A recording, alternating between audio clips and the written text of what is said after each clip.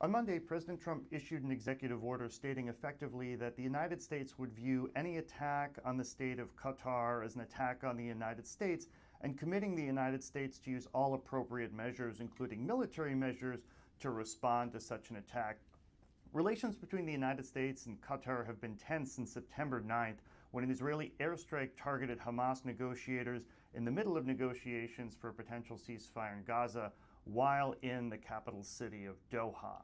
Per Reuters reporting, Qatari officials have confirmed that this executive order comes as a direct response to their concerns over Israel striking a U.S. security partner in the region, and follows private assurances from President Trump, as well as the U.S. supporting a UN Security Council resolution condemning the strike on Doha.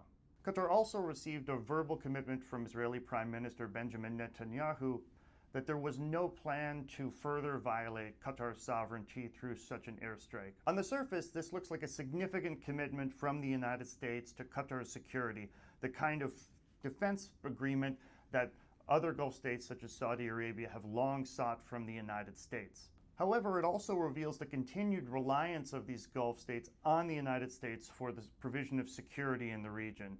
While various Gulf states came together to offer collective statements in the aftermath of the strike on Qatar, there's been no collective action that could put pressure on the United States or Israel to abide by these commitments to hold off on any future strikes. In the longer term, these states might diversify their security partnerships in the world, as Saudi Arabia seems to be doing with a recent formal defense pact with Pakistan.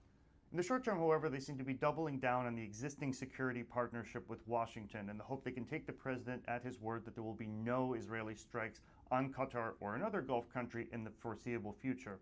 However, as we've observed time and time again, relying on the president's word may not be the wisest course of action in international affairs.